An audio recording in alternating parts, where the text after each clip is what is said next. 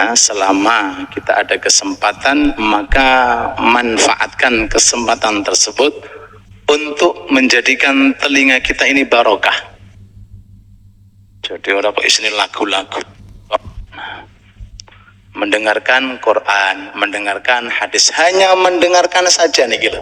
Niki dawuh Kanjeng Nabi, hanya mendengarkan, belum yang membaca, belum yang melihat.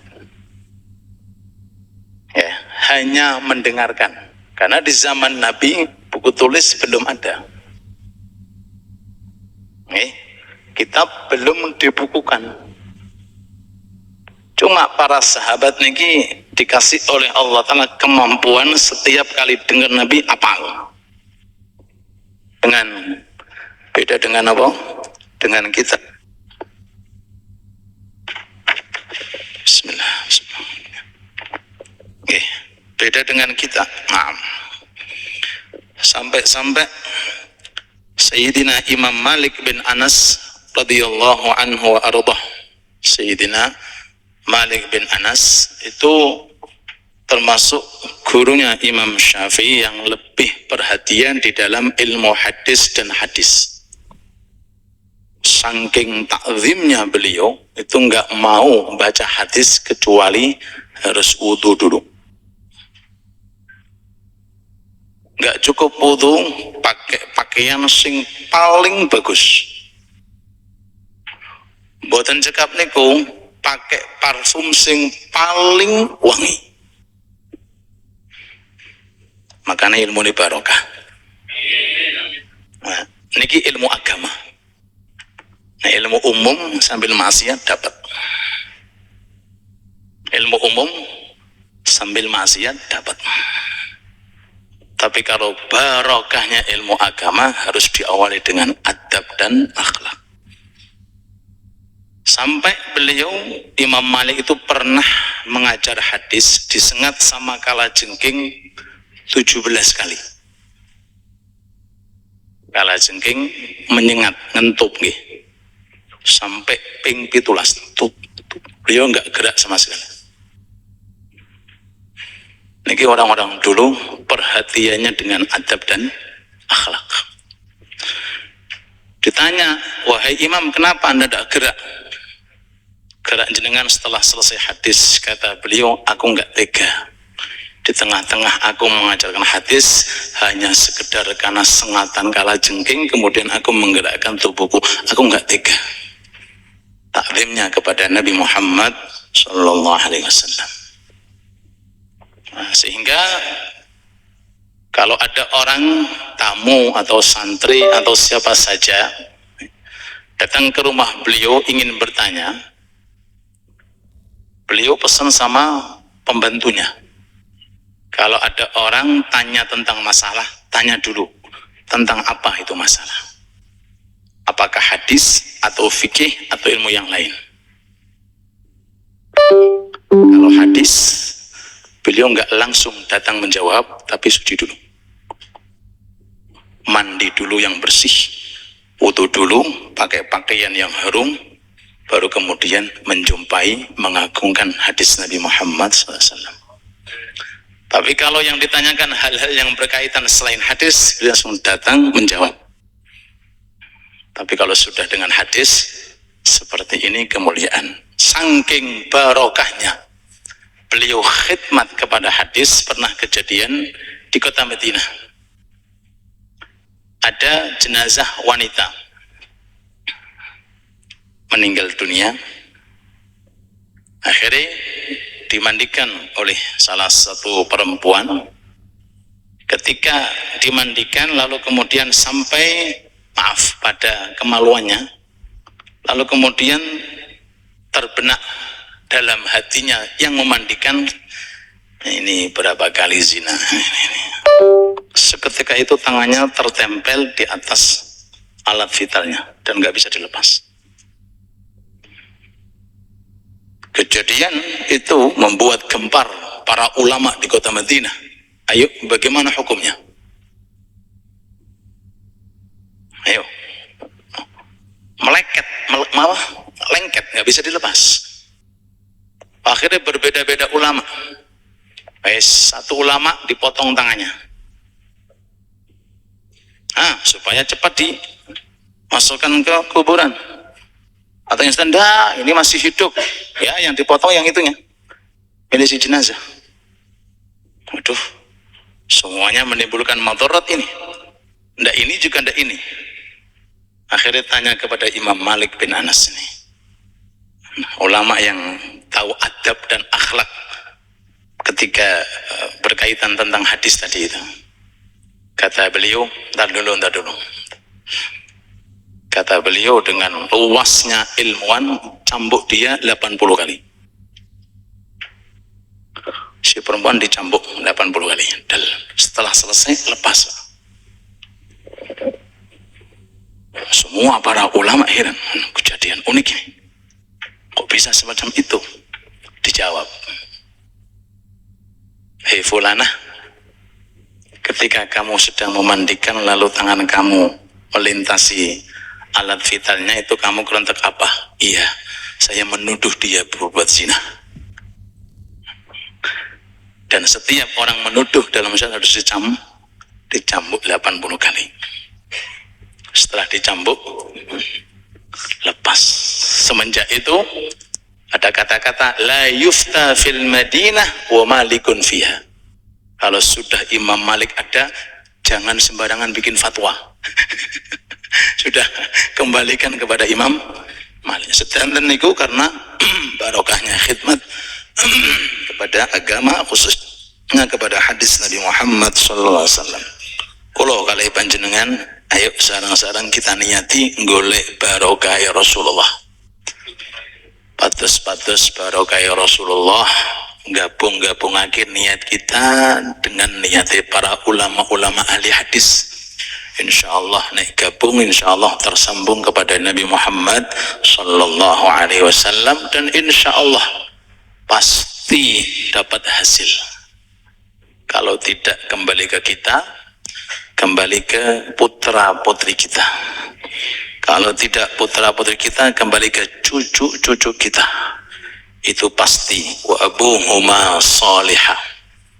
Kalau bapaknya soleh, ibunya salihah, itu pasti nanti keturunannya pasti akan memetik daripada kesolehan orang tua. Wa kana abuhuma salihah. An Abi Hurairah radhiyallahu anhu, dari sahabat Abi Hurairah radhiyallahu anhu, hadis tentang sifatus shalah. Anna Nabiyya, sesungguhnya Nabi Muhammad sallallahu alaihi wasallam, qala, beliau bersabda, idza qumta ila shalah, ketika kamu hendak berdiri menuju salat. Fa'asbigil wudu, maka sempurnakan wudu terlebih dahulu. Ini bisa diambil kesimpulan bahwa sholat tidak akan bisa sah sebelum dia mengerjakan syarat sahnya sholat, yaitu sesuci. Ini mana fa'asbigil wudu, maka sempurnakan wudu terlebih dahulu. Kata-kata asbik itu meliputi satu rukunnya, dua meliputi sunnah-sunnahnya, tiga meliputi adab-adabnya. Itu mana asbik, sempurnakan. Setelah itu nopo tsumastaqbilil kiblah, kemudian menghadaplah ke kiblat. Ini juga termasuk syarat sahnya sholat.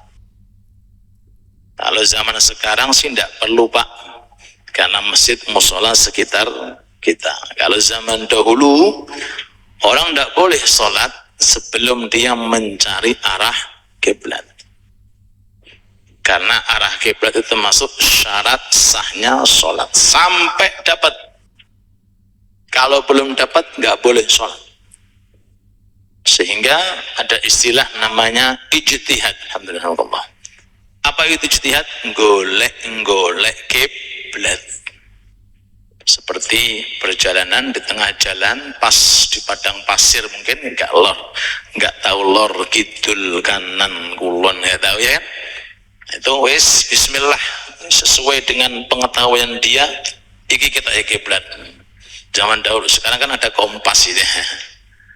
Pokoknya ndak boleh sholat kecuali harus mengetahui arah kiblat ini. Jikalau dia sholatnya pas di depan Ka'bah, ya harus kelihatan Ka'bah, harus betul-betul di depan Ka'bah. Jadi tubuhnya harus nganceri Ka'bah. Kata sholat di Masjidil Haram. Tapi kalau seandainya orang itu jauh dari Ka'bah seperti di Indonesia, menghadapnya pakai jihah. Jihah itu pakai arahnya Ka'bah. Nah, tahu arahnya Ka'bah. Jadi kalau pas kesulitan Pak. Minimal yang penting kalau jenengan itu berdiri itu, kalau jenengan tegak lurus itu pasti berada di area-area Ka'bah, walaupun tidak secara langsung karena kesulitan. Tapi kalau pas di Masjidil Haram, maka jangan lihat orang sholat muter kan, muter karena Ka'bahnya di tengah. Oke. Begitu pula yang di luar daripada Masjidil Haram, mungkin orang Indonesia Ka'bah gini, mungkin yang dari sana Ka'bahnya menghadap ke kita, mungkin yang di samping kanan juga menghadap ke samping. Yang penting dia menghadap ke arah Ka'bah. Fawalli wajhaka syatral Masjidil Haram. Kecuali kalau sholatnya dalam kondisi darurat, contoh sholat dalam kondisi bepergian, kan diperbolehkan orang sholat sunnah di dalam kendaraan. Otomatis kendaraan akan belok-belok dan orangnya akan menyesuaikan dengan kendaraannya, ngalor nggih ngalor, ngidul nggih ngidul, tidak apa-apa karena dalam kondisi darurat. Ya, itu diperbolehkan hanya untuk sholat yang sunnah. Ya, boleh juga sholat yang tidak sunnah alias yang wajib kalau memang dalam kondisi terdesak, seperti sholat di dalam peperangan. Sholat di dalam apa? Peperangan, atau sholat mengejar maling. Sholat tiba-tiba konjuni digawa. Berangkat Pak, bismillah. Sholat dalam kondisi bermaling. Nah, memang kedonyan tapi belum. Tapi diperbolehkan. Nanti diatur dalam pembahasan sendiri, bukan tempatnya di sini. Ala kulli hal kita fokus dengan yang di hadisnya tsummastakbil qiblah. Fakabbir. Lalu kemudian setelah itu baru bertakbir. Jadi sebelum takbir cek dulu wudhunya, kemudian menghadap ke arah kiblat.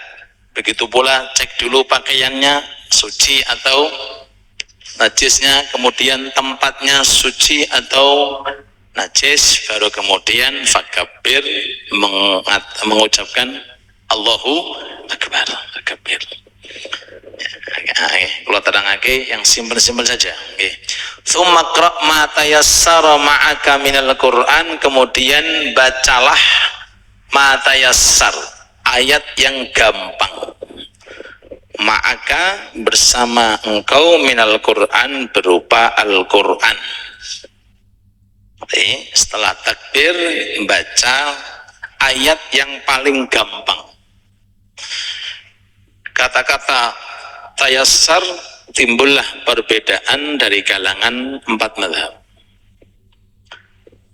Kalau mazhab Imam Syafi'i mengatakan tayassar surat atau ayat yang paling gampang nopo? Fatihah. Setiap orang pasti hafal. Tapi kalau pendapat selain mazhab Imam Syafi'i mutlak. Kalau seandainya ada orang yang paling gampang ikhlas, maca al-ikhlas. Paling gampang ayat kursi, maos ayat kursi. Paling gampang al-kautsar, baca Kautsar tidak harus membaca Al-Fatihah. Loh, niki luasnya pembahasan dalam hadis.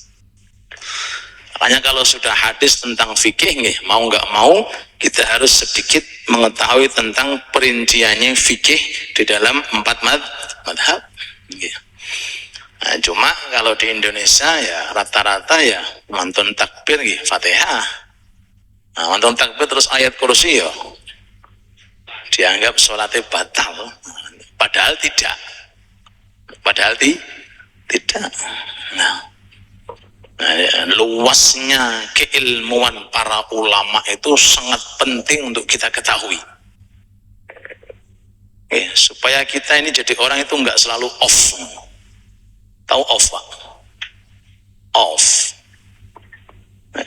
Si kutok nih. Off. Kita pesiji halamannya yo iku, gitu. Warnanya yo iku. La ilaha illallah. Bahkan di dalam madhab yang lain makmum nggak perlu baca Fatihah. Wis tengok-tengok tok. Modalnya takbirallahu bar menang tok. Sapa karepe imam? Nah itu saking luasnya fikih. Oh nggih. Terus matayassal di sini kalau madhab Imam Syafi'i Fatihah, kalau selain madhab Imam Syafi'i seperti Abu Hanifah, yang penting ayat suci Al-Quran. Tsummarka hatta tatma'inna raki'an, kemudian setelah itu rukuklah. Rukuk hatta tatma'inna raki'an, sampai tumakninah dalam rukukmu. Tumakninah dalam kondisi rukuk. Berarti syarat sahnya rukuk harus tumakninah. Kadar tumakninah itu sekira waktunya bisa digunakan mengucapkan subhanallah. Subhanallah itu sudah cukup. Cuma doa yang ada dalam rukuk subhana rabbiyal azimi wa bihamdih. Subhana rabbiyal azimi wa bihamdih. Luwih saya lagi ditambahi rabbi firli. Tambahin apa? Rabbi firli. 3 kali. Okay. Nah, rukuk yang sempurna itu satu, antara kepala dengan punggung itu seperti papan, lurus. Jadi mboten kepala ini dilu, mboten danga, tapi lurus. Satu. Yang kedua, letak jari-jari direnggangkan, jangan dirapatkan, direnggangkan di lutut. Oke. 3, jari-jari diletakkan di lutut. Oke, jangan digaris di bawahnya, apalagi di atasnya di paha, jangan. Oke. Terus kemudian pandangan mata ada pendapat ke arah sujud, ada pendapat ke jari-jari kaki. Jenengan yang pundi? Boleh di tempat sujud, boleh di jari kaki. Oke. Terus kemudian yang lainnya ketika ruku jenengan, kalau jadi imam cukup 3 kali tasbihnya, jangan melebihi supaya tidak membuat para makmum jengkel. Ya, dulu Habib Ali bin Muhammad Al-Habsyi itu paling seneng didadekno imam oleh orang-orang, sebab wongnya disenengi wong. Terus nek jenengan pengen pados imam, golek sing disenengi wong. Oke, jenengan imam dan jenengan gerundel ya napa, Pak? Imam kok murang-muring kan ngoten. Habib Ali bin Muhammad niki di kota Hadron paling seneng tiang nek diimami beliau. Jawabannya simpel, sebab Habib Ali semuanya orang senang. Semuanya senang. Akhlaknya, adabnya, ilmunya, budi pekertinya. Bukan masalah fase-fasean nih Pak. Sing disenengi warga, sing disenengi tiang. niku otomatis dengan sholat itu mesti akan terbawa dengan khusyuk sebab no, seneng. Nah, jenengan imamnya jenengan gede kan ngerundel Pak. Terus lagi orang suara nih, suara mau guys. Padahal ini, paham gak? Nah, atan gak? Paham? Tsummarfa hatta ta'tadila qa'iman. Kemudian bangun dari ruku hatta ta'tadila qa'iman sampai i'tidal dalam kondisi berdiri. Mengucapkan apa niku? Sami'allahu liman hamidah. Yang imam nggih mengucapkan sami'allah, makmum nggih mengucapkan sami'allah liman hamidah. Qaiman dalam kondisi tegak lurus seperti saat dia ketika berdiri.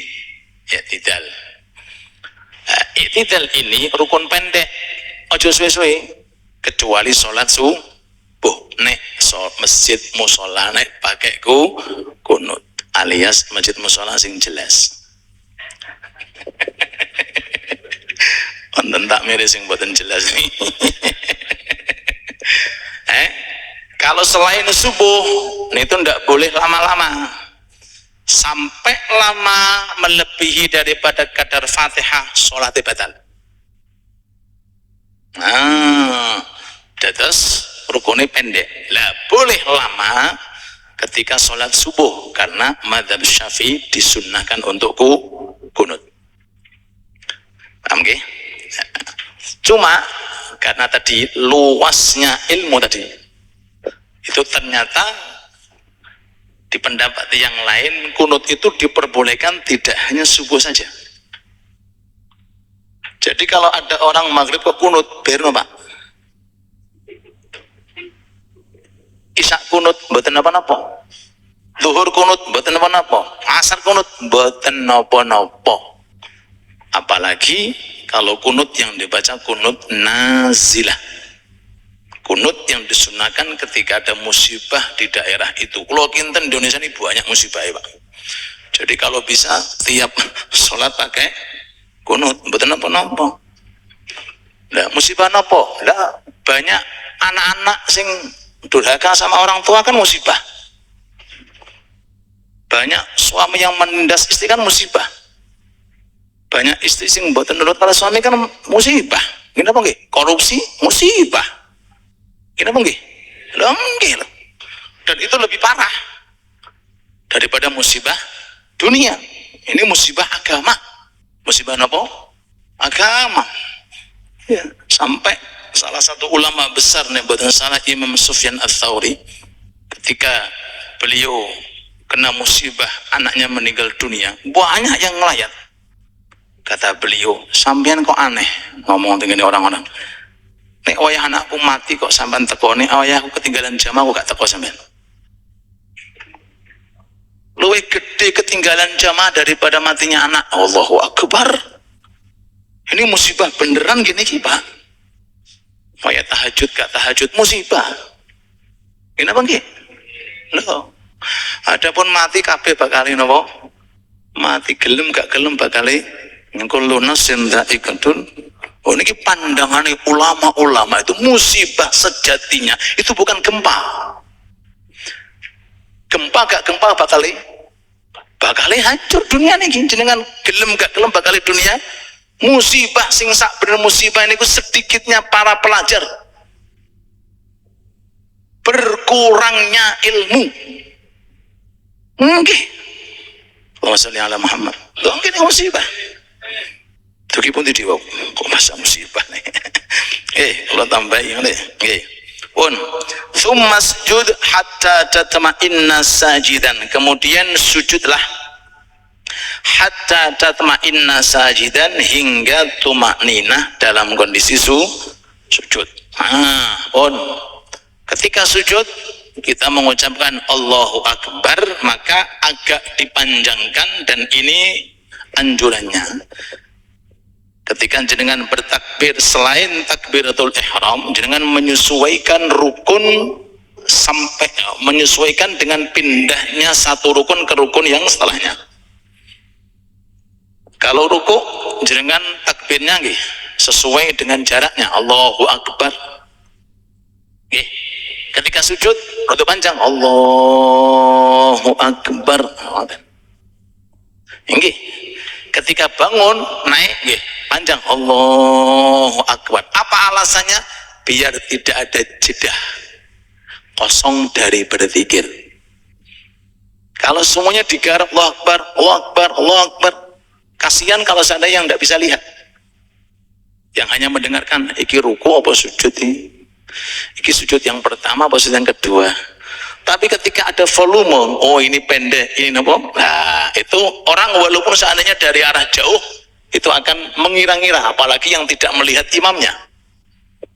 Adapun untuk takbiratul ihram ini kalau bisa jangan panjang. Takbir koyo azan. Allah jare makmum berangkat para imam imamnya. Nggih. Yang apa bahasanya itu? Vertibel, no? Vertibel. Fleksibel. Allahu Akbar ngoten mawon. Jangan terlalu panjang. Allahu Akbar. Kalau sampai panjang melebihi 14 ketukan atau 7 harokat,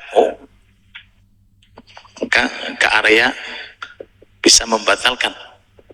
Memanjangkan itu hukumnya makruh. Panjang ketika takbiratul ihram hukumnya apa? Makruh. Kalau melebihi daripada target tadi 7 harokat atau 14 ketukan, maka bisa menyebabkan sholatnya batal. Lah, di dalam sujud ada yang perlu diperhatikan, tolong diperhatikan. Boleh jenengan meletakkan lutut dulu, boleh juga meletakkan tangan dulu. Bahkan boleh pun langsung kepala nggih asal. Supados lebih jelas. Kok ruwet masalah dengkul, masalah tangan, wis langsung delosor niku lho oleh. Kula kasih sing paling gampang gitu. Agama kok ruwet. Agama niku mboten ruwet, Pak. Lho perkara ngeten akhirnya mboten ngomong kali tanggane. Ketemu tangga mboten nyopo. Lho iki sing lebih berat niku hukumnya haram. Kalau ini antara sunnah mazhab ini dengan mazhab ini tok. Tapi kalau tidak mau ngomong karena masalah dengkul, haram. Loh, niki ilmu. Ini yang harus ada dalam benak kita. Jangan sampai masalah sunnah, masalah adab kemudian terjangkit masalah yang haram. Pilih putih jenengan, lutut, kaki nopo kepala. Lu bebas. Bisa itu. Kalau mazhab Imam Syafi'i selama mampu lutut dulu. Tapi bagi yang tidak mampu karena fisik boleh dengan tangan kok kepala, tangan dulu. Selain mazhab Imam Syafi'i, tangan dulu, mboten lutut. Tangan dulu, mboten lutut. Bahkan silahkan saja kalau mau langsung apa? Langsung kepala. Nggih. Yang penting masuk dalam istilah sujud. Adapun praktek meletakkan ini dan itu semuanya kembali kepada si'atul fikih, luasnya fikih. Luas tadi loh. Agama niku luas, king jaluk sing ndi? Ini. Sing ini napa sing bebas sementara. Nggih. Ini kan kalau disuruh makan kata jenengan badhe berangkat tengene Surabaya, milih bis sing pundi, Pak? Ijo napa kuning? Nek sampean fokus dengan ijo kuning ya ora barbar sampean. Sing penting sampai kuning mlebu, ijo mlebu. Sing penting sopire ora ngantuk. Ngoten mawon. Iki cara gampangan kula critakake sing ngoten mawon. Terus jangan sampai masalah-masalah sunnah atau masalah Rasulullah duka loh. Nek jangan terlalu kengkeng tengene sunnah niku duka Rasulullah. Rasulullah itu ngasih sunnah supaya jenengan itu lebih bisa meningkat kok. Tapi ternyata digunakan untuk menyalahkan orang loh. Tambah penggali Rasulullah itu duka. Terus kalau Imam Syafi'i lutut dulu, kalau selain mazhab Syafi'i tangan dulu. Okay. Sampai wonten salah setunggal rutinan niku wonten tiyang rondo aneh. Tapi nek salat mesti sisir kula. Soalnya tak turuti. Ki njaluk endi mbek jari-jari ya tak turun jari-jariku. Njaluk gak salaman ya gak usah salaman. Akhirnya enjoy, Pak. Gitu. menungso niku macam-macam gitu.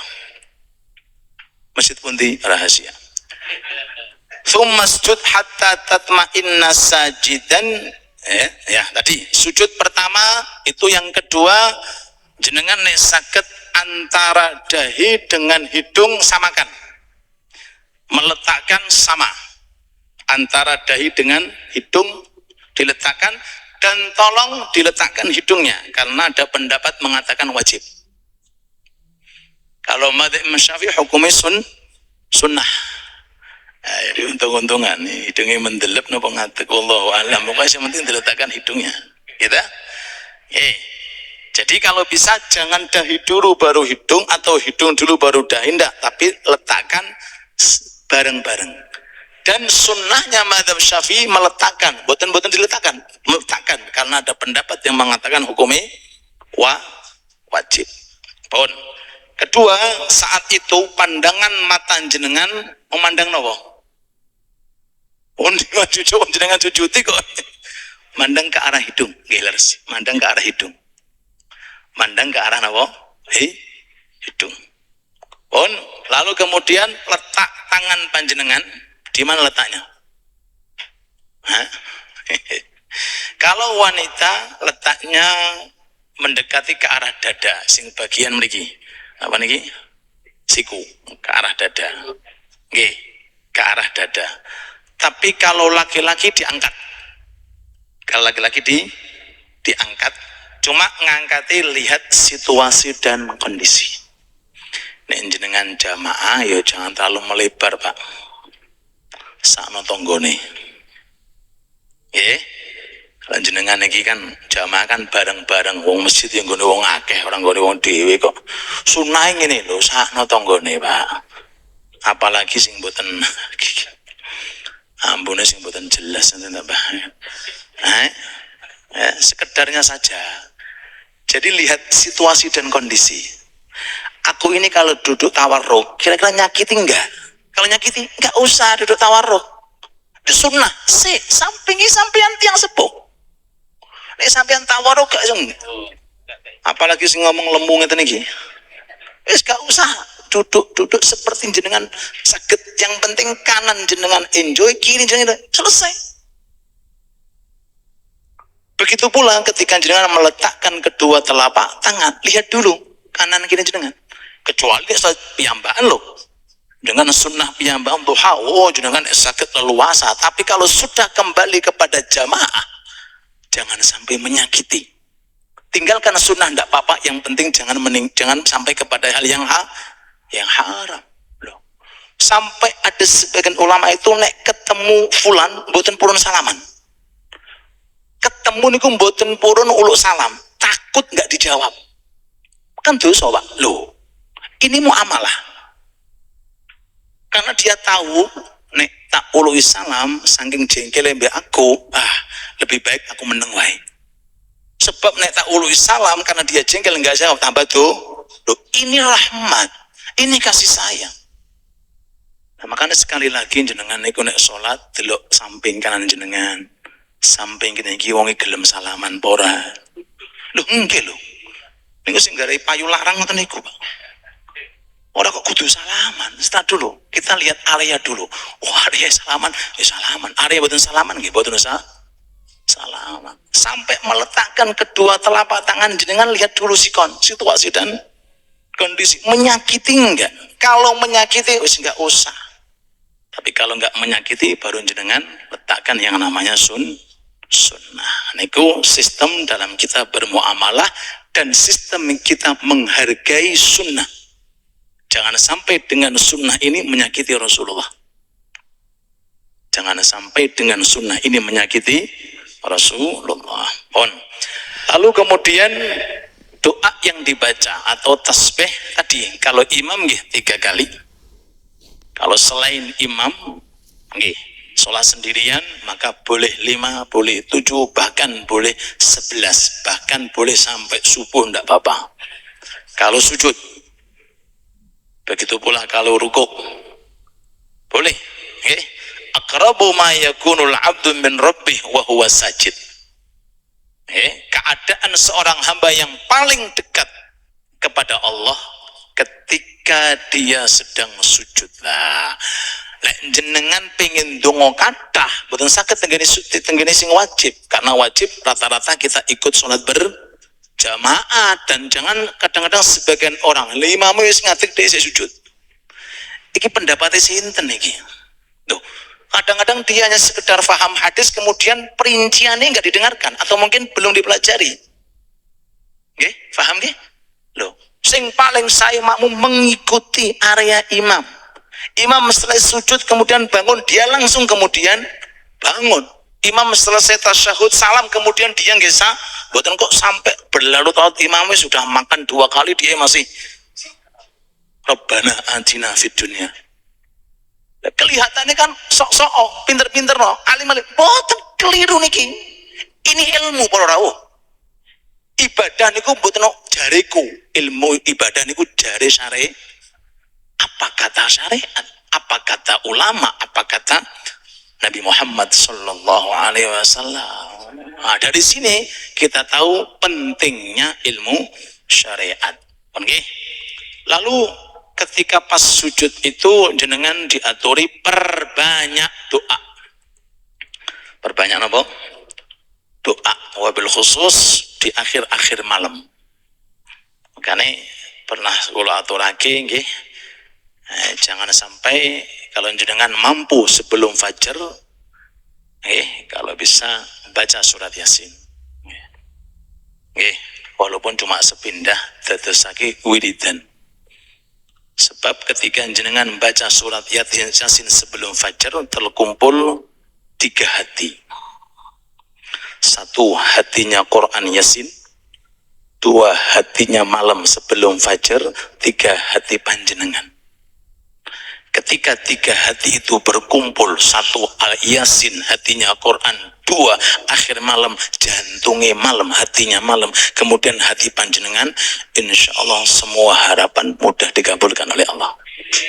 Nggih, mudah dikabulkan oleh Allah. Wabil khusus mengenai masalah sujud, kathah-kathahake ndonga nyuwun salamatan fid din wa salamatan fid dunya wa salamatan fil akhirah. Nek pengin luwih cepet kabul dongano sing gedeng sampean. Walah berat iki. Dongano sing gedeng sampean. Siap mboten jenengan? Kita abot kabeh nih. Doakan tetangga, doakan kerabat, doakan orang lain. Ini paling cepat mustajab daripada jenengan Gusti lebono aku tok swarga. Datang seseorang kepada Imam Ahmad bin Hasan Al-Attas, Habib, kula nyuwun donga sing mujarab. Masyaallah.